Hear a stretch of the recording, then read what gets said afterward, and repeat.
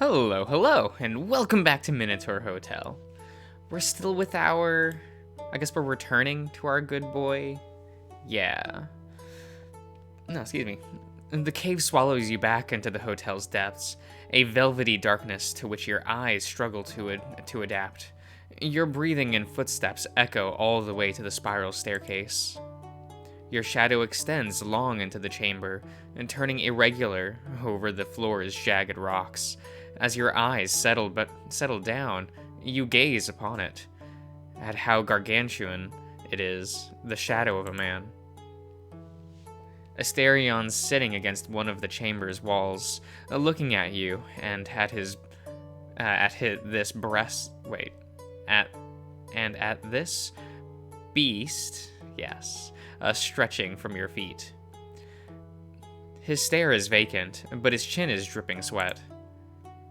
Asterion, I'm sorry. I didn't know he would do that. I thought he only wanted to talk, and that it was the only way to get the mirror. You kneel in front of him, but his gaze does not budge. Asterion?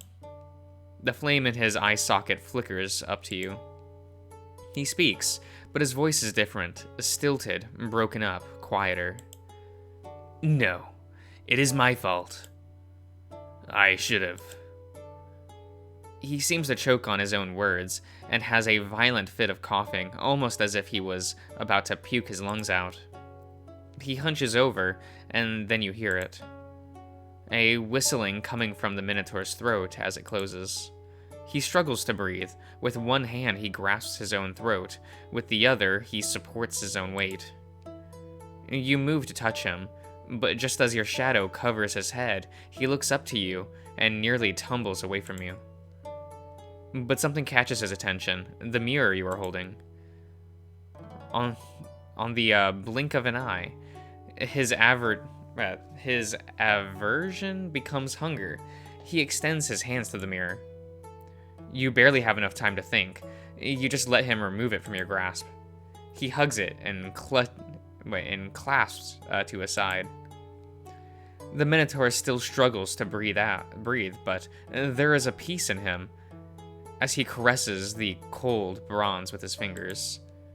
Your shadow, long and terrible, covers him. You crouch to rub his back, but you feel it tense under your touch. Asterion does not look up to you, but his eyes closed as he hugs his precious mirror. You sit down with back against the wall to wait. It takes a handful of minutes before the Minotaur's breathing becomes regular and he opens his eye. I'm sorry, I didn't know he wanted to do that. I promised he wouldn't hurt you. No, this is all my fault. I should have told Master about the foreman. He's an old thing from the labyrinth. His shape changes every now and then. He disappears for a few years at a time, even decades. But the foreman has existed for a few millennia now. His role, too, is to torture me. So that's why you're afraid of him. He hurts you. He lets out a long, drawn-out sigh. There are worse things in the valley. What he did to me is not as terrifying as what those monsters can do. There are horrible things out there, creatures made by the gods themselves. I suspect Argos is one of them, just gifted with more intelligence than bloodlust. He coils further around his precious mirror. The valley is beautiful, isn't it, Master? It is a sight to behold. But to me it is terrifying. A beautiful place can be hell too. For millennia I was tortured. There, just being down here makes me sick. The flickering flame in his skull is aimed at you. Maybe return now. We can start the hotel's restoration. Sure. Want some help getting up? That won't be necessary. The Minotaur rolls over and stands up on his own. You have to stop a few times to let Asterion rest, but eventually you do make it up to the ground floor to the lounge. Okay. Okay.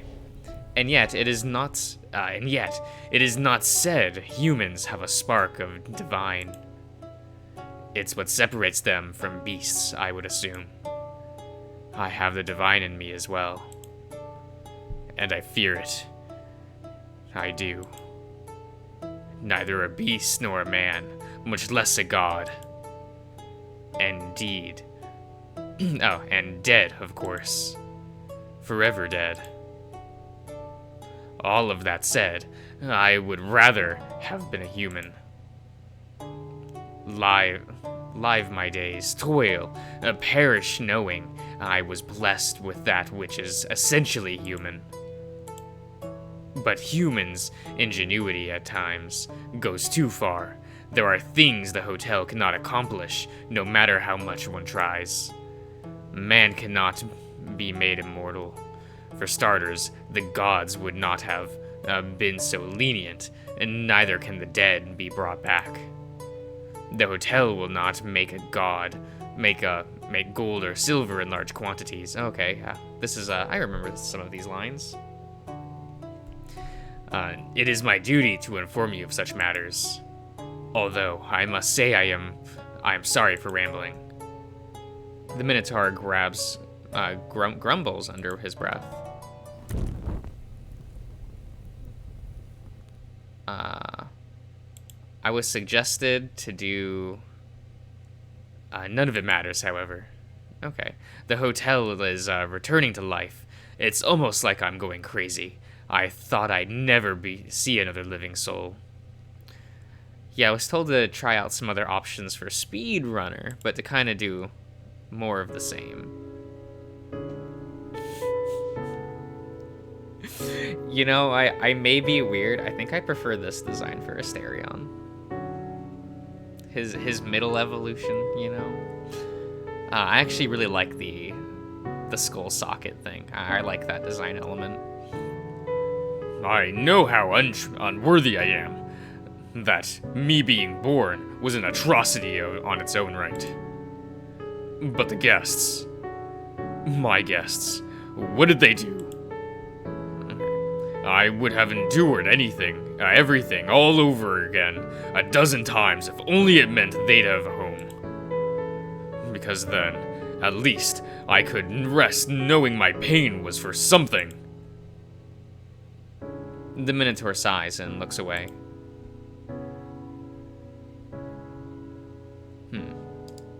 Actually, sorry, I'm gonna...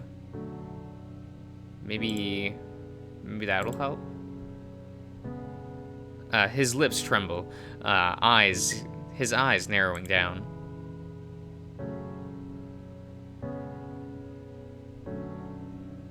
Asterion's nostrils flare as he breathes in and breathes out. His gaze returns, ice cold. Of course, master. Wait, what did we say?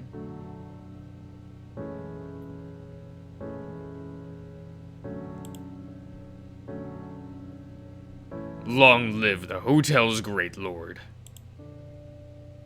Could the servant persuade you to enjoy a drink?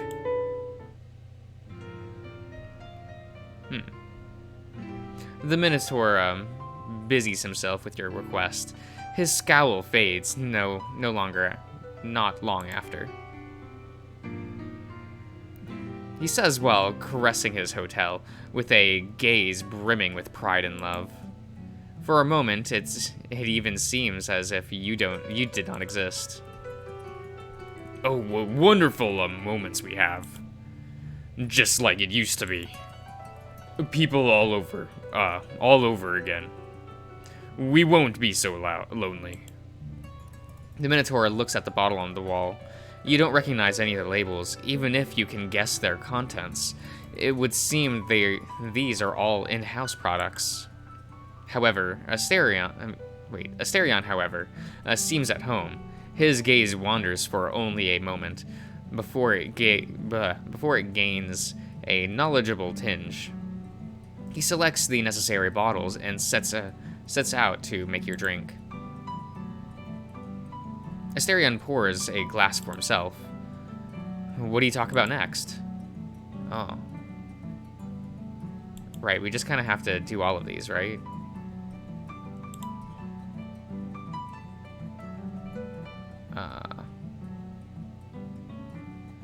There was one thing I greatly enjoyed, but it hardly counts as Lee should pry for information. Go on, what was it? It truly is nothing, my lord. Nothing you should worry about. Forgive me. Really? It's no problem. You can trust me. No, I know. It is just that I would rather not bother my lord with my insane comments about such frivolous topic. Is there anything else you would like to know? Does Master have any other questions? Okay, yeah.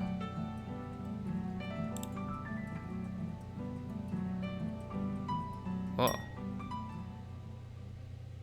Despite the Minotaur's wishes, Joss sent him to the valley.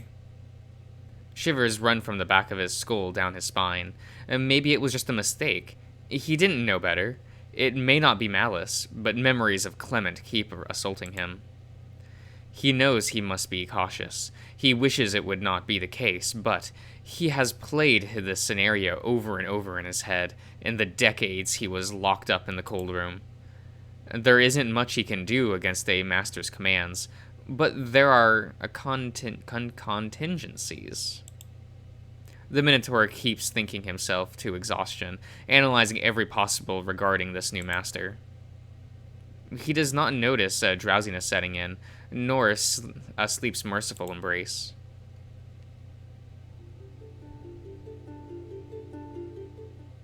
Okay. Don't worry about it. I slept enough. I see the shirt fits you better. Do you like it? Yes, I very much appreciate the gesture, Master. There wasn't much left in my wardrobe, save for my old clothes from the Jean Mary was my master, and an old, Perizoma? Sure. I don't know what yeah, okay. No need to be embarrassed. I'm glad you liked the shirt enough to wear it again. Perhaps it is fitting that I have more modern clothes to wear. Today might be a special day. Now that the hearth is lit, guests may find their way to the hotel again. I want to make a good impression. Maybe the clothes I pick are inappropriate. I wouldn't know. It has been so long, after all. What should I wear today, then? No, that's fine. Asterion seems curious about his new clothes. He looks at the pattern on the shirt, or runs his hand through the fabric of his blue jeans, adjusts his tail to peek through a hole below the belt. I've seen this fabric before. Let me think. I believe I saw it on a miner from America. He had lost his home after the Wall Street crash, and found his way here. His pants seemed sturdier, despite being worn from work. Is this fabric common nowadays, Master? Yes, very much. And pretty much everyone has at least one pair of jeans now. Now, isn't that a funny turn of events? I remember those garments were looked down upon back then. I always assumed when working class clothes became fashionable even among aristocrats. It's always amusing, yes, okay. I've seen it happen a few times. Asterion looks at the pattern on his shirt. Menandros? Yes, I found it fitting. Makes you look like a geometric period vase. On second thought, I hope it doesn't bring up bad memories of staying in the labyrinth. Not at all. Well, if I have any grudge with the symbol, it's that the Athenians made it popular. But I do find it comforting. It brings back memories. I appreciate it, Master. If we get guests today, I expect this won't look intimidating for them. You've made a fine choice, Master. Now that this matter is settled, I shall interrupt your breakfast no more, master. You begin your meal. Asterion sits at the other end of the table, occasionally inspecting his appearance. When you look up from your plate, you catch him grooming his fur here and there. Once you are done, Asterion bows and takes your plate. As he carries it to the kitchen, you see him pick at some of the scraps and eats them. A short while later, he returns. Do I have Master's permission to go downstairs and inspect that? Yeah. Thank you, my lord. Asterion leaves. You remain in your quarters, thinking of what to do for the rest of the day.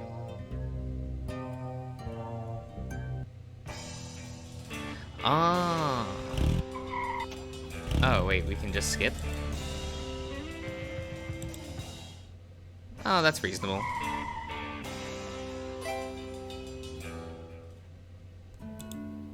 Yes. It's been a long while since Asterion left to tend to the hearth and inspect the hotel. During that time, you decide to remain in your quarters. The time alone proved beneficial. So much has happened in the last few days. Meeting the old man, finding the hotel and the Minotaur inside, the altercation with Argos. A few hours off gave you the chance to think it all through. The hotel has power now, at least. Earlier this morning, you wished for a socket to plug your phone in, and after a blink, it materialized for you. You check in on it after spending a couple hours lying on the couch. It had barely charged 2% of the battery. It probably won't remain on for more than a minute. Asterion walks in while you tinker with your phone. Good afternoon, master. Asterion, how's the hearth doing? Ah, yes, the hearth. It is doing well. I don't want to disturb you, but I have good news. Asterion walks up to you at a brisk and excited pace and hands you the ledger. He stands there waiting for you to open it. He shifts his weight from hoof to hoof, and his tail swishes back and forth in unison with his flickering ears. Lucas Walker, 1923? Huh? What's such an old guy doing in the middle of the desert? Did you offer him a water bottle at least? He doesn't exactly look the part, master. His age is at the least of my concerns about him. I suppose you'll see. Would you like to go meet our guest, master? He should be in his room now. Sure. I think I've been laying on the couch for long enough. You and Asterion leave the office and go back to the staircase. As you do, the wall closes behind you, hiding the master's quarters again. Asterion leads the way down the stairway, a couple of floors, and then down a corridor. You're staring at one of the doors while Asterion beside you. He bites his lip to keep himself from giggling, but it's no use. He's like a kid about to open a gift. However, you hear nothing coming from the other side of the door. Asterion's large, floppy ears flicker. He instinctively turns his head to try to capture any sound coming from the room, and turns it back again when he remembers his other ear hasn't fully grown back yet. He isn't here. Maybe he's lost. I wouldn't blame him. You and Asterion return to the staircase, and start calling out for your guest.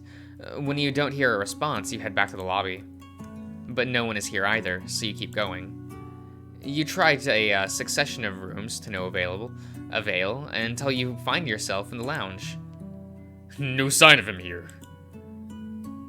You are about to give up and take a rest, and maybe have a drink or two before resuming your search, until you hear footsteps approaching the lounge. There's a rhythm to the footsteps as they alternate between a long stride, scraping boots over the floor, and quick stomps. It's followed by humming, whistling, and claws clicking against metal. It's jazz-like, with solid beats and a playful improvisation to it.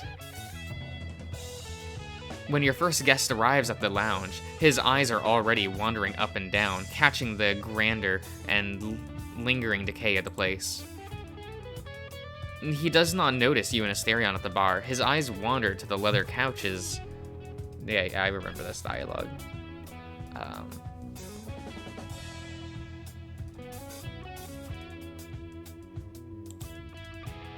I was injured, but I'm getting better. I do most of the work. Under Sir Josh's orders. I don't date.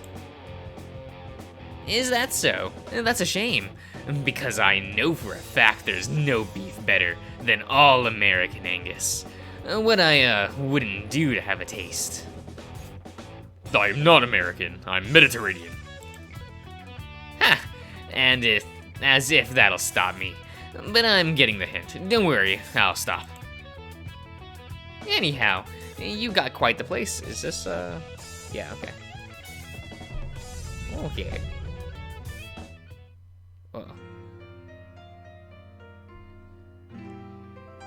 You know what? I think I'll end the part here. So I'll see you around, everyone.